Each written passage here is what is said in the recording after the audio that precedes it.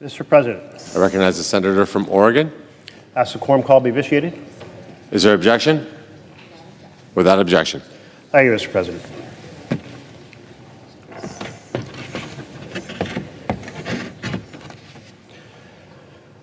Mr. President, nobody in our country should ever be above the law. Certainly not powerful people who believe that they can perpetrate crimes on victims and get away with it because they have so much wealth and so many lawyers and so many friends in high places. If you go outside the doors of the Senate chamber to my right and you continue straight ahead and you go out the second set of doors, the steps of the Capitol, you're looking straight across at the Supreme Court. And while scaffolding is up right now, making it hard to see the words that are engraved above those pillars are those words, equal justice under law. Powerful words, a powerful vision that all Americans are subject to the law. There's no special get out of jail free card under that vision for the powerful. But all too often, the combination of reams of well-paid lawyers and a whole lot of friends ready to help you, the powerful commit crimes and get away from it. We should aspire to the vision that is there above the Supreme Court, that vision of equal justice under law, that no politician, no celebrity, no mega millionaire or billionaire can buy their way out of justice when they commit crimes, and particularly not crimes that involve life-altering damage, crimes in which people are killed, crimes in which people are mutilated, crimes in which people are raped. No matter how powerful someone is, they need to be prosecuted when they commit these crimes. And the American people have a right to know what information the government is suppressing to protect these individuals. So this brings us to the conversation of the Epstein files. There's only one right answer: complete and total disclosure. That's the only pathway to justice. We have a lot of suspicions across this country about what is contained in those files hidden in the Department of Justice, those files that are hidden in the Department of the Treasury. My colleague, Senator Wyden, on the Finance Committee, has been working on this for years. I heard an objection from across the aisle. Why are you interested now? Well, Senator Wyden has been leading this search to understand what went on. There's $1 billion of money that was transferred. Thousands of transfers that were ignored by key banks that would have painted a portrait of criminal empire in motion. And yet somehow, none of those transfers triggered the attention that they merited. So here's what we know. We know that Epstein ran a massive network of sex trafficking of young girls to powerful men. Now, we don't know the who's are in terms of those powerful men, and there may be many names in the files, the Epstein files, that involve people who had nothing to do with those crimes. They may simply be friends in a network. They may be business associates in some other legitimate way. But some of them may well be these powerful men who raped young girls. So those folks who were not part of that shouldn't be objecting to the release of the files, because the files will simply show that they had nothing to do with those crimes against young women. But the folks who were the perpetrators, whose names might be in that file, right now I can guarantee you, they're working the system of every high friend across this country, every mega millionaire and billionaire who participated in these violent acts on the innocent young, and they're trying to make sure this information never comes out. And so far, they have succeeded. And that is wrong. Several of my colleagues are preparing to speak to this. And Senator Durbin from, I'm looking to see that he's here. Yes, he is going to speak to it next. My colleague from across the aisle is here to respond to a request to hear and vote on a bill that will tell the Department of Justice, you must release these files. Transparency must happen. Now, why did I write this bill? I wrote this bill because the Attorney General said, we don't have legal permission to release the information. So let's give her the legal permission to release this information. In fact, let's pass a law right now, today, here in the Senate that says you not only have permission to release the Epstein files, but we are passing a law saying you must release the Epstein files with the names of the victims redacted to protect them. So, as if in legislative session, and notwithstanding Rule 22, I ask unanimous consent that the Committee on Judiciary be discharged and the Senate proceed to immediate consideration of Senate Bill 2557. Further, the bill be considered read a third time and passed, and the motion to reconsider be considered made and laid upon the table. Is there objection? Mr. President. I recognize the Majority Whip. Thank you, Mr. President. Reserving the right to object, Senate Republicans included a provision to address this very issue in an appropriation bill that Democrats blocked earlier this week. This issue would have been addressed here on the United States Senate floor, yet Senate Democrats came to the floor and objected to what was in this bill having to appropriations and dealing with the funding of the government of the United States. And the shutdown Democrats who want to shut down the government did exactly, they objected to the appropriations bill that addressed this very item. That's what happened. And what's really happening today, we're here on a Saturday morning in August, on the floor of the United States Senate, and why are we here? We are here because Democrats are still trying to distract from the unprecedented obstruction of President Trump's well-qualified nominees. As of this morning, there are still 154 qualified nominees awaiting confirmation in the United States Senate. Many have been approved in committee with Democrat support, bipartisan support, in many cases strong bipartisan support. These are not controversial individuals, but patriotic Americans patiently waiting for their opportunity to serve our nation. So far this year, Democrats have allowed exactly zero nominees to be confirmed by voice vote.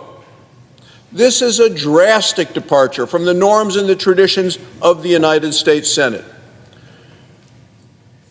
It's very different from how Republicans treated Democrat nominees when we were in the minority in 2021.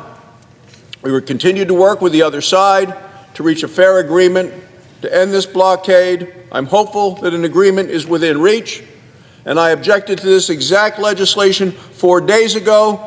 Nothing has changed since Senator Merkley brought this to the floor 4 days ago, other than we continue to be here with an obstruction, a historic obstruction, by the Democrats of President Trump's qualified nominees, and therefore, Mr. President, I object. The objection is heard. My colleague has come to the floor. I recognize the senator from Oregon. Thank you. My colleague's come to the floor and said that there is a provision in a bill, but would he yield to a question about that provision? He will not, because he has just left the floor, because he doesn't want to answer the question. But I invite him to come back, because the provision he's talking about does not require the release of the Epstein files. Not at all. And so he's come to the floor and he said, Democrats blocked a provision, and he won't tell you what I'm telling you right now. That provision does not require the release of the Epstein files. So it is misrepresenting the situation. And you saw him change the topic. Why change the topic from this topic? Americans have been very clear that they want these files released. This is the bill that will do it, and I yield to my colleague from Illinois. Mr. President, I recognize the senator from Illinois. I thank the senator from Oregon for his leadership on this bill, which I'm proud to co-sponsor. I want to respond to my friend and colleague from the state of Wyoming and say when he goes back in time looking at the votes on nominees, don't overlook the J.D. Vance precedent. J.D. Vance, then senator from Ohio, came to the floor of the United States Senate and objected to any type of vocal arrangement oral vote when it came to the approval of U.S. attorneys. He said that he wanted all of them to go through the regular order. That stopped under President Biden, the appointment of all U.S. attorneys. So to argue that they have clean hands in this situation is to ignore the Vice President's former status, establishing a standard that made it impossible to consider U.S. attorneys on a voice vote. Let me say about the issue before us on Epstein. 2 weeks after the Senate confirmed Pam Bondi as Attorney General, she told Fox News, the mothership, the list of Jeffrey Epstein's clients was sitting on my desk right now to review. 6 days later, Bondi released a binder of documents related to these mega influencers. But these documents were largely already publicly available. The absence of any client list led to immense blowback. Attorney General Bondi returned to Fox News and made another startling claim. She said that a whistleblower told her the FBI withheld, quote, thousands of pages of documents, and the country would see, quote, the full Epstein files. Over the next 4 months, DOJ and FBI were silent on the issue until an unsigned July 7th memo was issued, finding that, quote, systemic review revealed no incriminating client lists. So what happened during the 4 months between Attorney General Bondi's blockbuster claims in February and this July 7th memorandum? My office received a highly credible whistleblower disclosure describing Attorney General Bondi's pressure on the FBI to quickly review and produce more Epstein documents. For 2 weeks in late March, the FBI assigned approximately 1,000 professional personnel in its information division and hundreds of additional agents from the New York field office to work 24-hour shifts to review and produce more documents. These officials were told to, quote, flag any records which mentioned President Trump. Essentially, agents were pulled out of the field from their work combating violent crime to review these documents. Other important work was effectively shut down. Using tens of thousands of personnel hours at the expense of public safety for no other reason than try to bolster baseless claims they made is reckless. President Trump has not helped the situation. Despite his administration continuing making promises about transparency on Epstein and the existence of records they have not produced, he's currently telling the country that it's all, quote, a scam. Last month, President Trump posted on his personal social media that, quote, my past supporters have bought into this BS hook, line, and sinker. They haven't learned their lesson and probably never will. This is the way the president is talking about his own constituents who are raising concerns about the claims that President Trump's own administration have repeatedly raised. President Trump and Attorney General Bondi are directly responsible for this confusion and mistrust. They owe Congress and the American people full transparency. Instead, the situation gets more murky when Epstein's girlfriend, Ghislaine Maxwell, is being interviewed by one of the highest-ranking members of the administration. We don't know what the conversation is. We sent a letter and said we want full disclosure to both sides of the aisle of what they discussed, and we want to make sure there are no promises of pardon and clemency for her to speak. She's serving a 20-year term for human trafficking and exploitation of children. The prosecutor said she was not a credible witness, and that we ought to take that into consideration. We consider her role. So I support Senator Merkley's bill. I'm sorry there was an objection. I yield the floor. I recognize the senator from Idaho. The clerk will call the roll. Ms. Alston Brooks.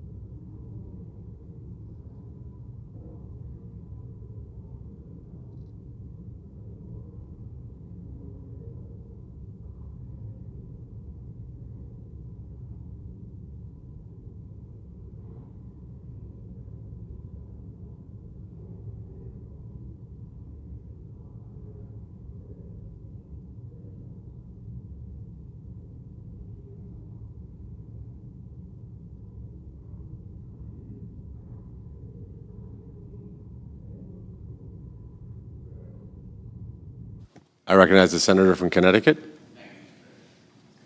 The American people have been... Senator, we're in a quorum call. I ask that the quorum call be lifted. Is there objection? Without objection. Thank you, Mr. President. The American people have been treated to an extraordinary spectacle. It is the spectacle of a president of the United States trying to stonewall and stall the disclosure of a file from the United States Department of Justice that directly implicates him and others in places of power after boasting to the American people that he would reveal everything. He promised again and again and again that he would disclose all the files, not only of this investigation, but the JFK investigation and others, because the American people deserve transparency. They deserve disclosure. They deserve to know what is in the files of the Department of Justice when there are credible allegations that an investigation is incomplete and potential evidence concealed. And the American people are rightly asking now, what do they have to hide? Why are they concealing this information in the files of the Department of Justice? We're talking about documents, interviews, testimony that may mention the survivors and innocent people, and their names should be redacted and removed from any public disclosure so that they are not victimized again by the public ignominy of having been victims. And if there is any ongoing investigation here that requires confidentiality, it can be held. I know from my days in the Department of Justice, I was the United States Attorney for Connecticut, that this kind of disclosure is done, not routinely, not commonly, but in exactly this kind of instance when the credibility of the Department of Justice may be at stake and people deserve to know the truth. And here, let's be very blunt, there are questions about whether this investigation and prosecution of Jeffrey Epstein and Ghislaine Maxwell was full and complete. There are names, some of them rich and powerful people. There are stories, some of them believable. There are places and locations, there are testimony that describe a situation that may be much broader than just these two individuals who have been prosecuted. And at the end of the day, we're talking here not about just legalities and about politics. We're talking about girls, the youngest victims, and some of them survivors. The president referred to them as beautiful women. On the younger side, some of them, well, some of them were actually not even women, they were girls. This crime is about the most heinous kind of exploitation of women, predatory victimization of girls, in effect, trafficking them, which was Maxwell's specialty. And the president has said that they may have stolen some of them from his spa as if they were chattel to be bought and sold. But that was the attitude that Epstein and Maxwell had toward them. And sadly, that was the attitude that perhaps some of their aiders and bettors or co-conspirators or simply enablers had as well. This action about disclosure is necessary now because the administration continues to stonewall and stall concealing information and betraying its promise to the American people. And what's at stake here is not just the president's promises, although they are absolutely clear. When he said, quote, President Trump says he will declassify the 9/11 files, JFK files, Epstein files, end quote. That's President Trump. What's at stake here is the credibility of our justice system. That's why an act of Congress is not only appropriate but necessary. And what's at stake here is also the victim. This crime involved money laundering. It involved financial illegality. It involved fraud against the government. It involved a range of crimes that may sound abstract, even technical, but at the end of the day, it was not a victimless crime. It was about exploiting girls, young women, girls who were mercilessly and repeatedly subject to abuse and trafficking.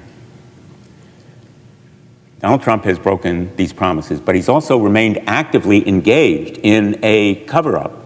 That's why he sent his Deputy Attorney General to interview Maxwell for 2 days. Unprecedented, absolutely mind-boggling to send the Deputy Attorney General, who may then be a witness and potentially implicated in a cover-up, to interview a vital witness.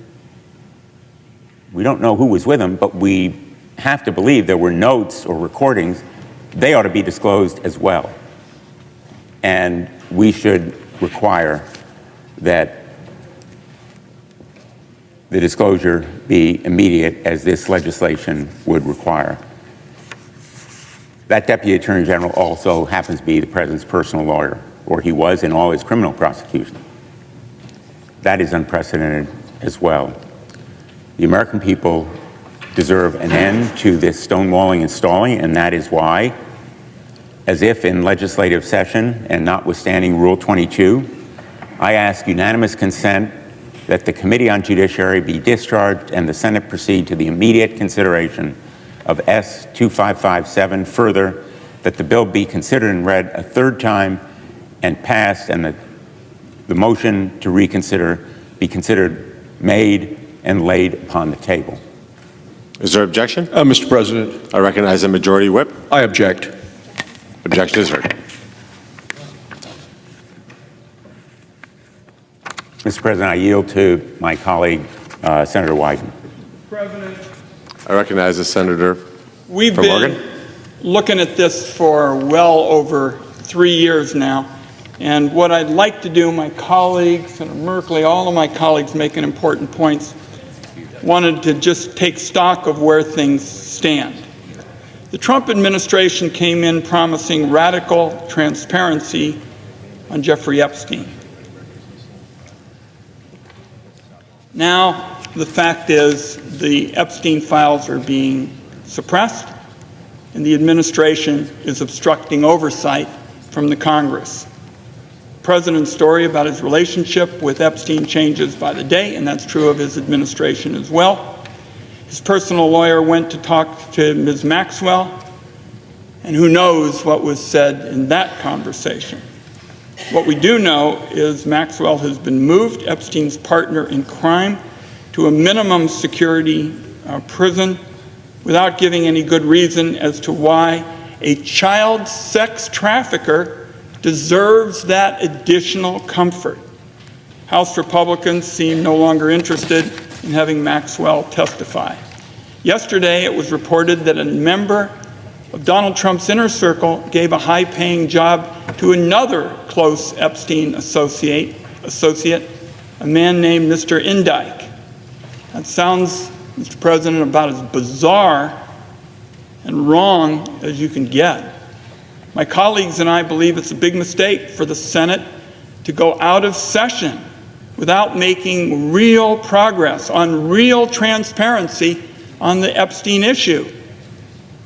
There are a number of ways you can do that.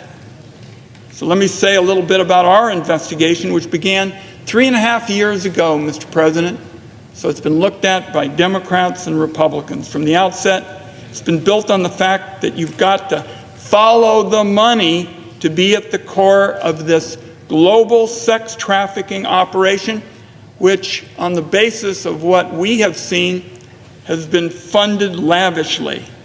We began by examining the financial ties between Mr. Epstein and a Wall Street titan named Leon Black. We found that Black paid Epstein $170 million over just a couple of years. He said it was, quote, for tax and estate planning. The central claim, though, was what's noteworthy, Mr. President.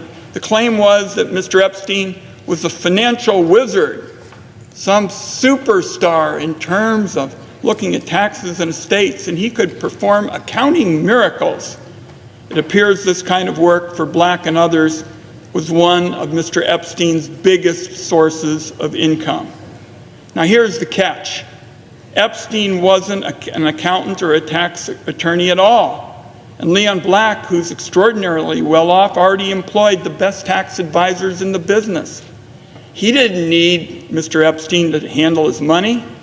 Black's lawyers even told our investigators, and let me just keep it brief, that Epstein's work wasn't very impressive. He made mistakes and his work needed to be double-checked by people who were actually tax experts.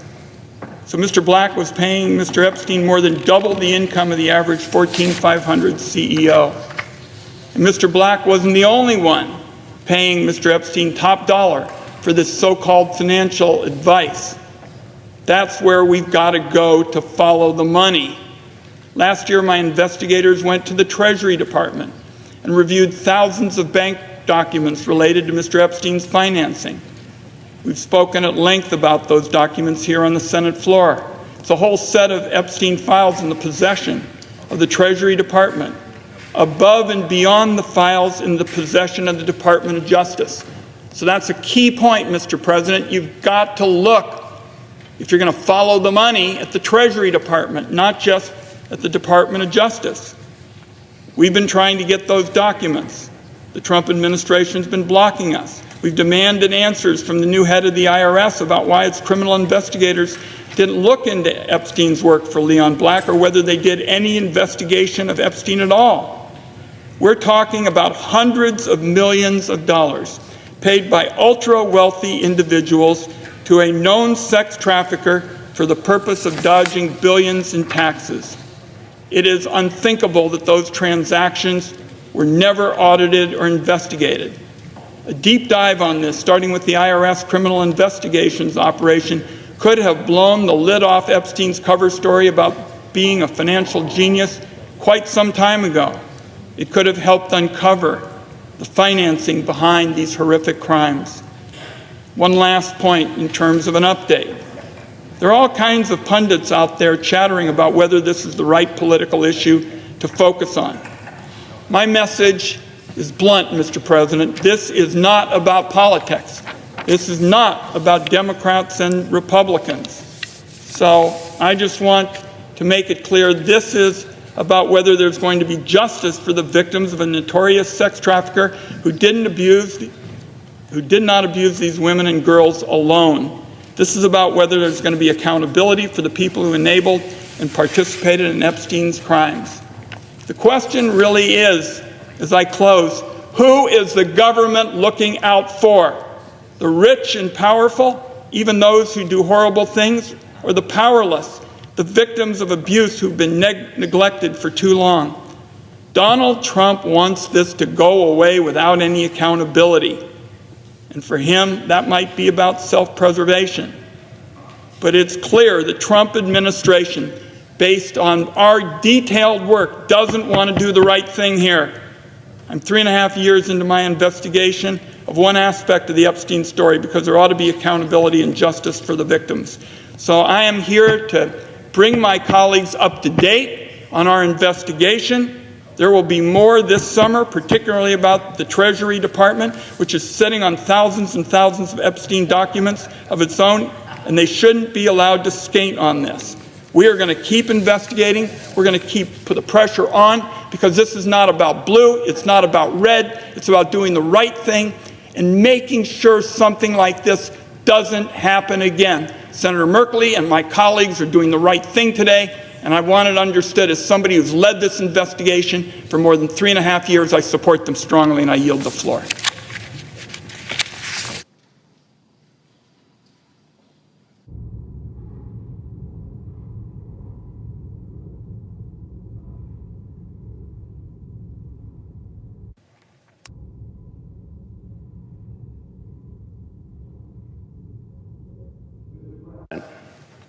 I recognize the senator from Maryland. Thank you, Mr. President. I think we can and certainly should all agree that the case of Jeffrey Epstein is deeply disturbing, with horrifying abuse of young women and girls. From the lenient plea deal he received in Florida in 2008 to the end of his case with the death in prison, survivors of his abuse have been denied the full accounting of his crimes and the justice that they deserve. It's also clear that a lack of transparency and accountability and contradictory statements by the Trump administration and its officials has led to even deeper public distrust of our justice system and especially the handling of this case. After all, Trump administration officials, including Attorney General Bondi, promised transparency in this case, but instead gave the American people a binder of largely already public documents. It was a sham. Last month, the Department of Justice released a 2-page memo informing the American public that the department had completed its exhaustive review of the Epstein files and concluded that, quote, no further disclosure would be appropriate or warranted, unquote. We shouldn't be taking the word of any official in any administration on face value. The public should see these documents for themselves. And people ranging from the victims to the American public believe transparency is warranted, and it is. Just 3 days after the Department of Justice memo was published, the Senate Appropriations Committee unanimously agreed to an amendment I proposed to the Commerce, Justice, Science, and Related Agencies Appropriation Bill that would require 2 things. It would require the department to retain, preserve, and compile the Epstein files and submit a report with the files to the respective subcommittee of the Appropriations Committee. I understood that earlier today, Senator Barrasso made the point that that Commerce, Justice, Science bill, Appropriations bill, was on the floor, and that I objected to moving forward with that bill, as I did for totally unrelated reasons. We also know that appropriation bills take a very long time to wind through the United States process, congressional process. Got to go through the House. It could be months before that provision, if it continues to be in there, sees the light of day. It shouldn't take months.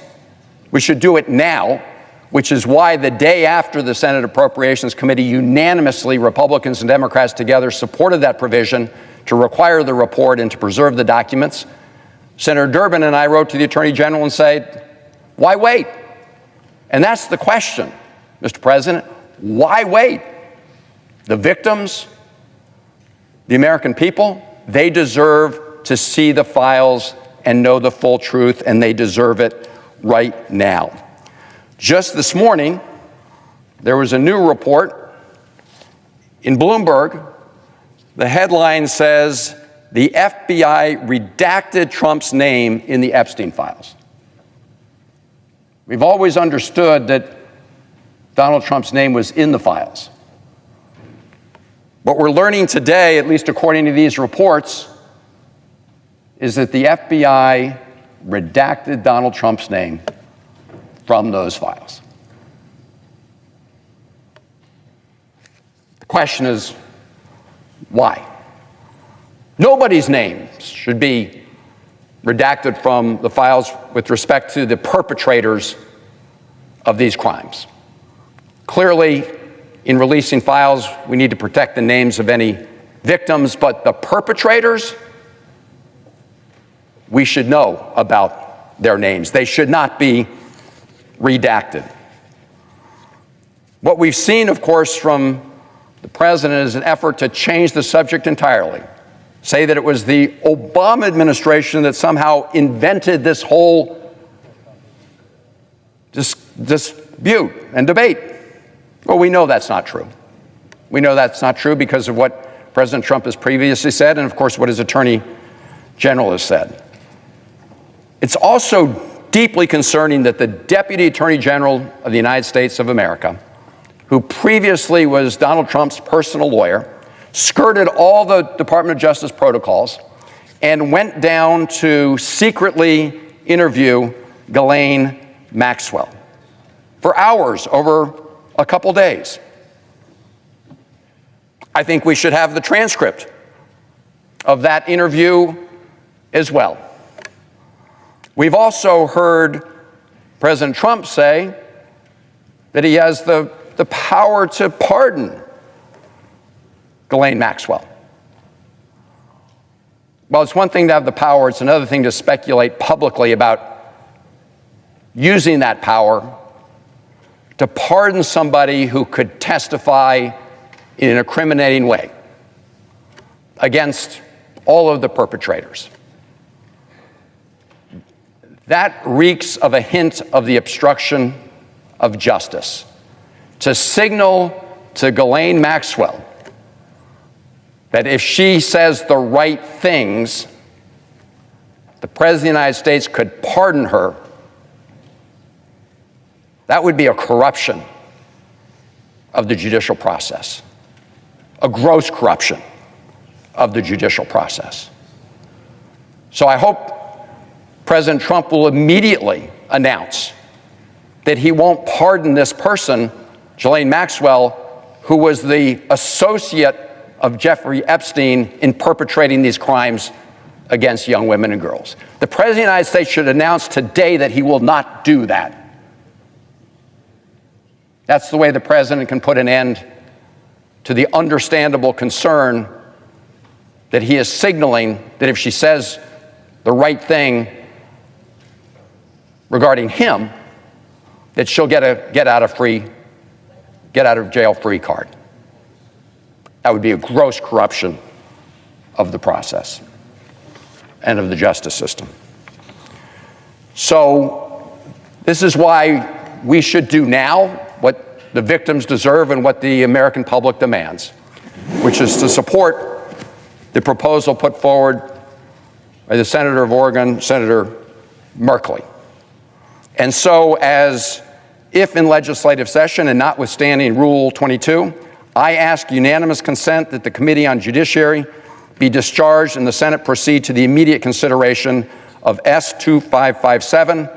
Further, that the bill be considered read a third time and passed, and the motion to reconsider be considered made and laid upon the table.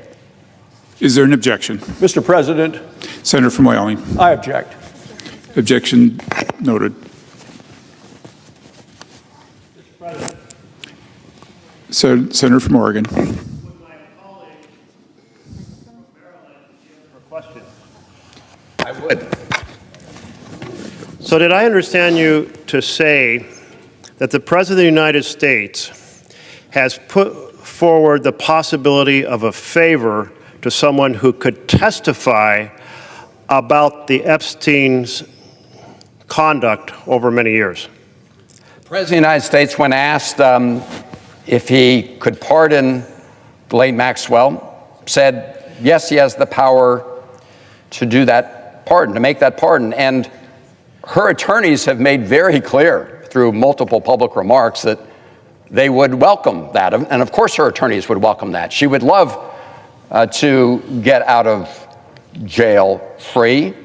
And so this is why the president today should make very clear that he will not pardon Ghislaine Maxwell because she was close associate in the crimes that she and Jeffrey Epstein committed. In any ordinary world, wouldn't this be considered witness tampering? Certainly, if the President of the United States is signaling to Ghislaine Maxwell and her attorneys that he would provide a pardon without any possible reason to do so other than for her to give testimony. In this case, it would be false testimony because we know about the close association between Donald Trump and Jeffrey Epstein. That would clearly be witness tampering. And to my colleague from Maryland, did you also mention that the FBI redacted President Trump's name from certain documents? I did indeed, and this is a report that just came out.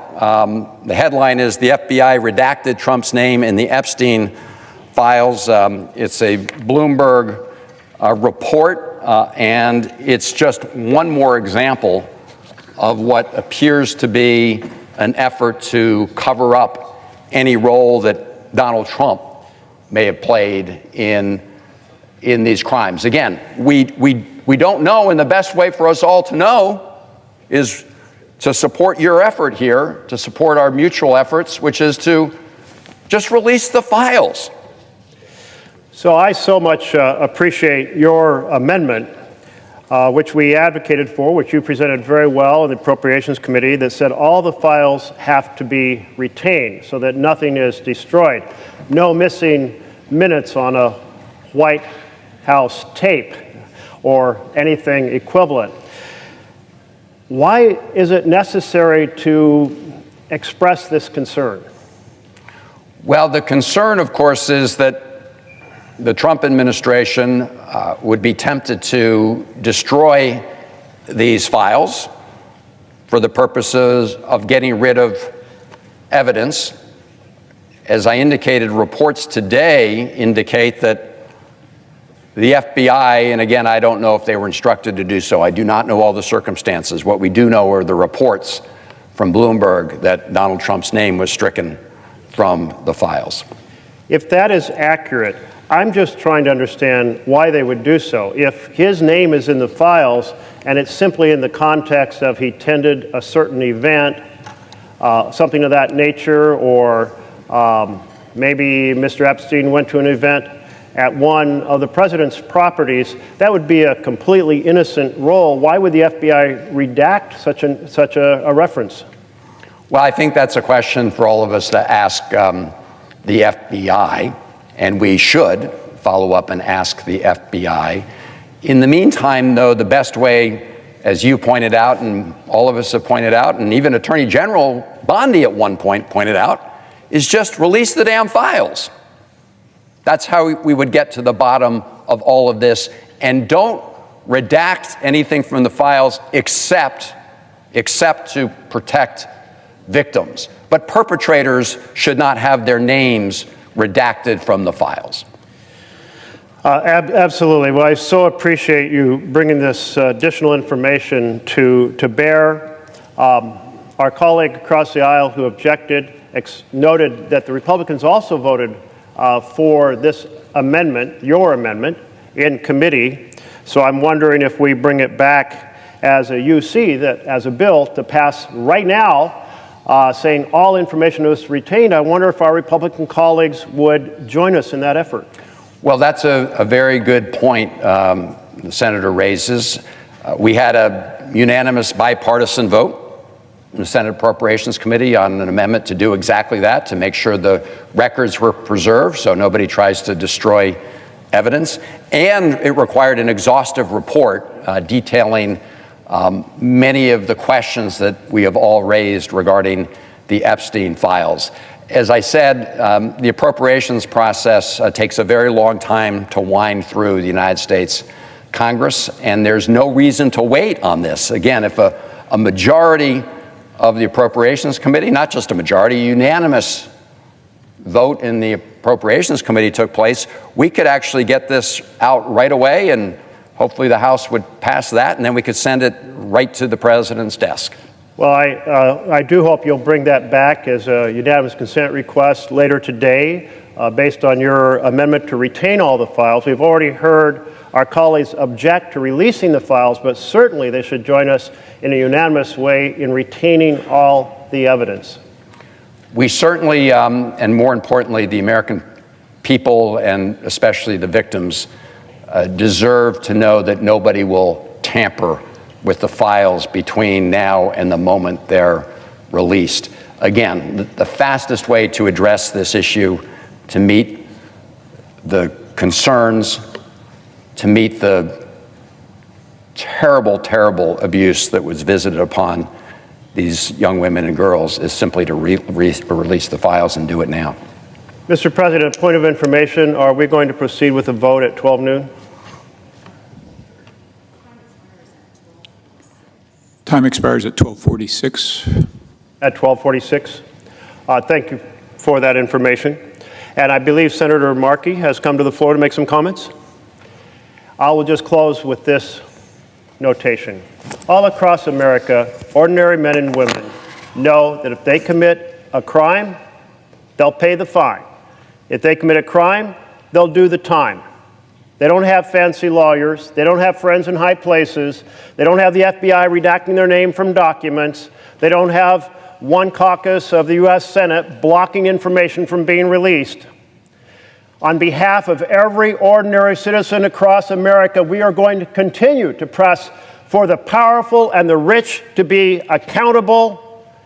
If they, in fact, participated in the abuse of young women, in the rape of young women, we want them brought to justice, no matter what political party or what bank account they have, what part of the country they live in, or what friends they have. Thank you, Mr. President.